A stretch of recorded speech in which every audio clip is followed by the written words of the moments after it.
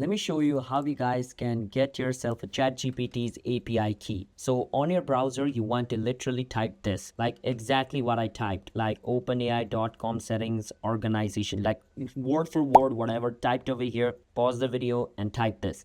It'll just straight up bring you to this page. Now for this, it's going to ask you to log in into your ChatGPT account. So first, log in into your account. Once you log in into your account and you're in this page, you need to scroll down. And over here, you need to first verify if you're an individual or a business. So whichever one you want, just click on start right beside it. It'll ask you to add a payment method to verify your organization. Once you click on add a payment method and add a payment method, you have done it. Once you do that, ChatGPT will know you're the individual. Once it knows that, at the left corner, right beside general, you will see API keys. You want to click on that and your key will appear over here. As you guys can see, just like this, my API key has appeared over here. But yeah, that's how you guys can get ChatGPT's API key. Subscribe to our channel for more videos like this.